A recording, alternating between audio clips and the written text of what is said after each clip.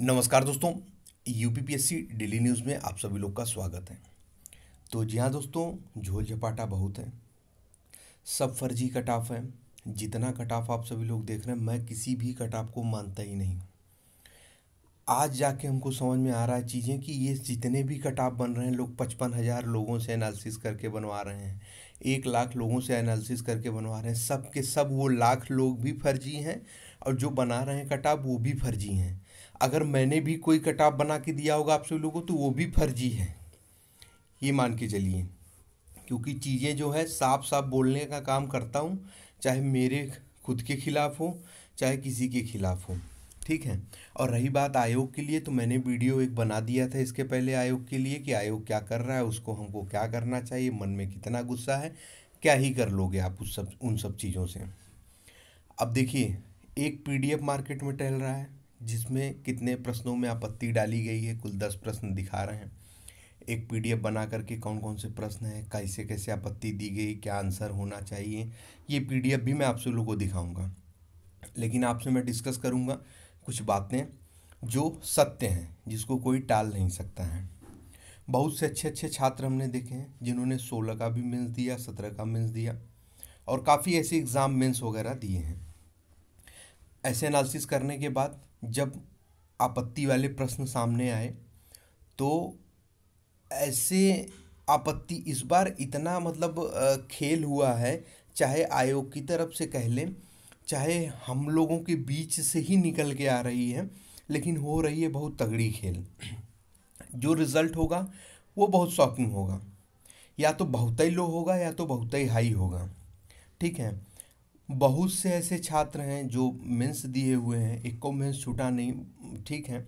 लेकिन क्या दिक्कत आ रही है, अगर काउंट कर रहे हैं तो 127 28 30 के बीच में आ रही है, ठीक है। 123 से 130 के बीच में, बहुत एकदम मैं अच्छे अच्छे स्टूडेंटों की बात कर रहा हूँ।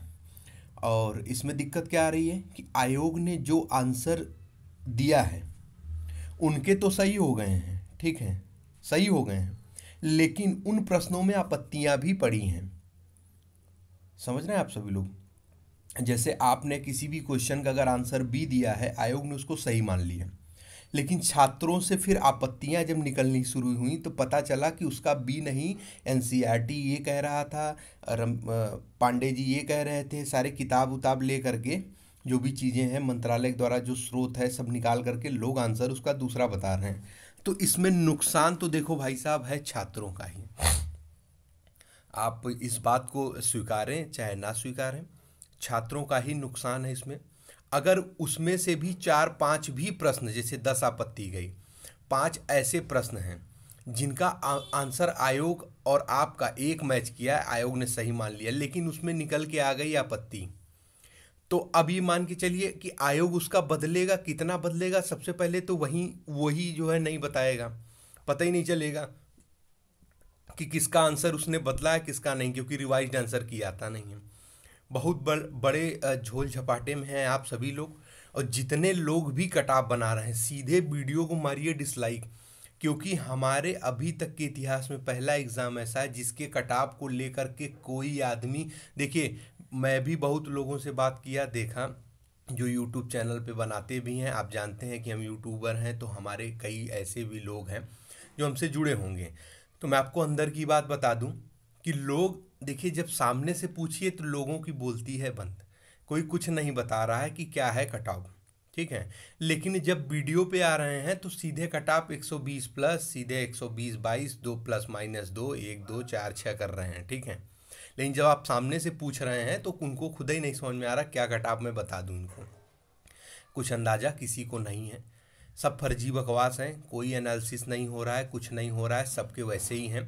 जब अंत में जा कर के सारी चीज़ों की आपत्तियां दिखनी शुरू हो गई कि क्या है कैसे है, तो निकल के आ रहा है कि जितने प्रश्नों में आपत्ति पड़ी है उतना तो आयोग के आंसर में से 50% उनका सही है, 50% नहीं सही। अगर आयोग ने 10 का 10 मान लीजिए सही कर दिया तो 5 तो फिर भी आपके माइनस होने ही हैं, 5 प्लस रहेंगे, फिर वही रहेगी चीज़ें। 125 से 130, 123 से 130, यही सारी चीज़ें रहेंगी। तो कट ऑफ का अंदाज़ा अभी लगा पाना बेहद ही कठिन है। इसीलिए समय बर्बाद ना करें, इंतज़ार करें रिज़ल्ट को लेकर के। रिज़ल्ट की सूचना मैं आप सभी लोगों को सबसे पहले देता हूं और सबसे सही बताता हूं। एक दो लोग और हैं जो आप सभी लोगों को रिज़ल्ट की सूचना सही बताते हैं, क्योंकि मैंने देखा है, मैं जानता हूं। तो अब हम बात कर लेते हैं प्रश्नों की। जो आपत्ति वाले प्रश्न हैं, जो मार्केट में पीडीएफ टहल रहा है, कितने प्रश्न हैं, क्या है, उसकी सारी चीज़ों को लेकर के। वीडियो अच्छा लगे तो लाइक ज़रूर कर दीजिएगा। जो भी चैनल पर नया रहो सब्सक्राइब करने के साथ साथ बेल आइकन को प्रेस कर दें, ताकि महत्वपूर्ण वीडियो आप सभी लोगों से मिस ना होने पाए। चलिए देखते हैं।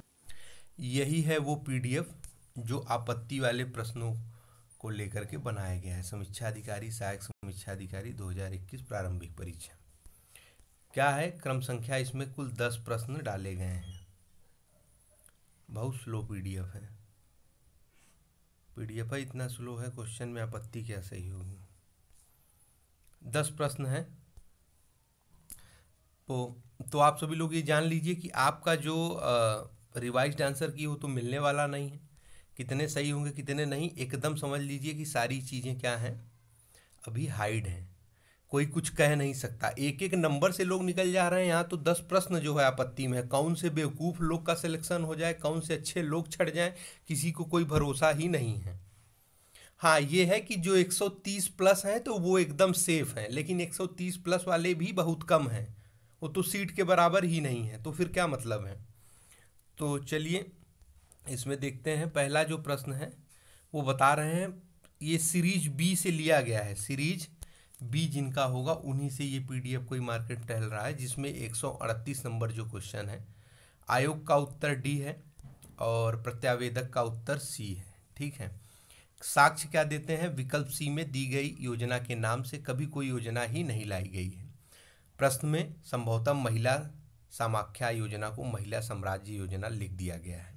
यानी इसमें मैं तो पहले ही कह रहा था कि भांग खा करके इन सभी लोगों ने पेपर बनाया है भैया। जहाँ नहीं लिखना चाहिए, नहीं लिखना चाहिए वहाँ नहीं लिखा है, जहाँ नहीं लिखना चाहिए वहाँ नहीं लिखा है। समझ में नहीं आ रहा कि नहीं करके ये लोग क्या करना चाह रहे हैं। मैंने वीडियो बना दिया था, मिसप्रिंट है। ठीक है, कैसे हुआ, क्या हो रहा है, ये हमें नहीं पता।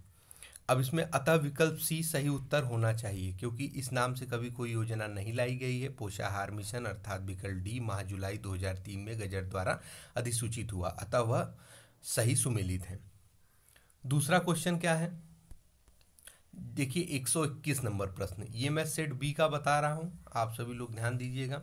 आयोग का उत्तर ए है, अभ्यर्थी कह रहे हैं डी है। कैसे मान रहे हैं, इंडियन काउंसिलिंग ऑफ एग्रीकल्चर की रिपोर्ट एवं handbook of agri text book doctor A.K. Tripathi के द्वारा जो बताई गई है।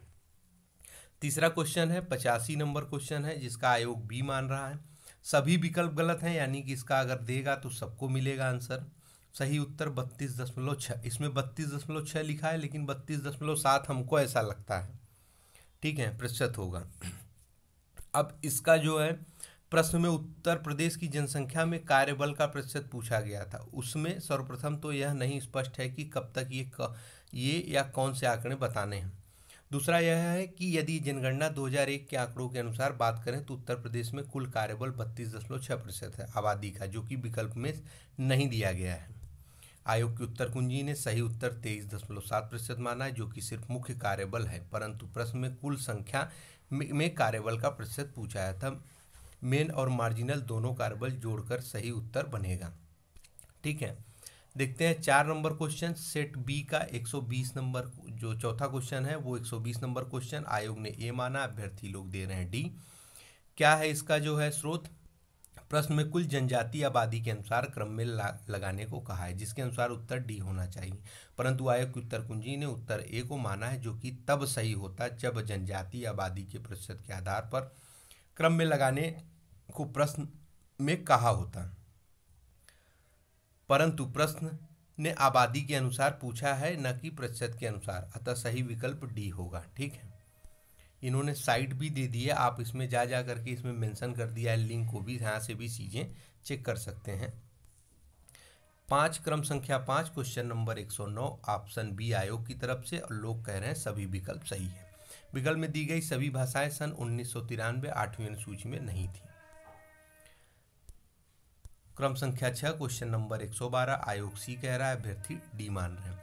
अल मसूदी सन 941 से 943 में भारत आए। भाई साहब आप लोग इतने बेकार इंसान हैं ना, यही क्वेश्चन हुआ को कई लोग जो है आपत्ति डाल रहे हैं, तो वो भी अलग अलग आंसर खोज रहे हैं। कोई इसमें हमने देखा था 945 से 947 खोज करके पता नहीं कहाँ से लाया था, स्रोत दिखा रहा था कि इस स्रोत से ये हुआ है।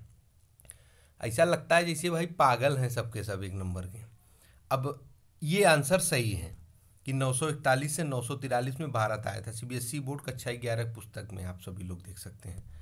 7 क्रम संख्या क्वेश्चन नंबर 80 आयोग की तरफ से डी है और अभ्यर्थी बी मान रहे हैं। क्या है इसका तर्क, देख लेते हैं। भारत सरकार विद्युत मंत्रालय की आधिकारिक हालिया रिपोर्ट में growth of electric city sector in India form 1947 से 2020, जिसके पेज 18 पाई चार्ट 9 के अनुसार दूसरा सबसे बड़ा स्रोत हाइड्रो पावर होगा। ठीक है, अब 8 नंबर हम देख लेते हैं। क्वेश्चन नंबर 5 क्रम संख्या 8 क्वेश्चन नंबर 5 आयोग मान रहा है बी, अभ्यर्थी ने इसमें दिया है डैश। अब देखते हैं अलग अलग कालखंड में सन 1800 से 1947 तक कुल रेवेन्यू के प्रतिशत के सापेक्ष सेना पर खर्च का प्रतिशत अलग अलग था। प्रारंभ के वर्षों में बहुत अधिक हुआ करता था, फिर शिक्षा, कोर्ट, ब्यूरोक्रेसी इत्यादि के प्रसार के साथ कुल रेवेन्यू में सैन्य खर्च की प्रतिशतता कम होने लगी थी। ऐसे में बिना कालखंड बताए ऐसा प्रश्न पूछा जाना ही त्रुटिपूर्ण है, यानी कि इसका अगर आंसर दिया जाए अभ्यर्थियों के अनुसार से तो सबको मिलना चाहिए। 3 तो ऐसे हो गए जिसको सबको मिलेंगे, वही 3 ऐसे भी होंगे जिनके सही हैं आयोग के अनुसार भी। ठीक है, अब देखते रहिए कटाप। अब मैं आपके सामने साक्ष्य पेश कर रहा हूँ, कटाप आप सभी लोग अब स्वयं देख लीजिए क्या होना चाहिए, किसका सुनना है किसका नहीं सुनना, आप स्वयं आप समझदार हैं। क्रम संख्या 9 क्वेश्चन नंबर 24 आयोग की तरफ से ए अभ्यर्थी मान रहे हैं डी कह रहे हैं कि प्रधानमंत्री मनमोहन सिंह की विदेश नीति के कालखंड में दक्षिण एशिया के लिए 6 सूत्री प्रस्ताव का जिक्र नहीं किसी फॉरेन पॉलिसी संदर्भ समाचार रिपोर्ट में नहीं मिलता है। हाँ, दक्षिण एशिया के संदर्भ में भारत के प्रधानमंत्री श्री इंद्र कुमार गुजराल ने 5 सूत्री सिद्धांत दिए थे, अतः विकल्प डी निकटतम सही है, यानी वो भी जरूरी नहीं है कि सही ही आंसर था। क्रम संख्या 10 क्वेश्चन नंबर 140 आयोग डी मान रहा है सभी विकल्प गलत हैं, यानी सबको आंसर इसका मिलना चाहिए। 4 ऐसे ही क्वेश्चन हो गए हैं। ठीक है, क्या है इसका तर्क, प्रयागराज किला 1798 में ब्रिटिश अधिकार में आया था, जो कि विकल्पों में नहीं है। सभी स्टैंडर्ड रेफरेंसेस पुस्तक में 1798 ही वर्णित है, अतः प्रश्न ही त्रुटिपूर्ण है। ठीक है, तो देखिए 4 तो यही हो गए। इन चारों में भी कई ऐसे हैं जिन्होंने आयोग का और उनका आंसर सेम होगा, बाकी बचे भी कुछ ऐसे होंगे जिनमें उनका और आयोग का आंसर सेम होगा।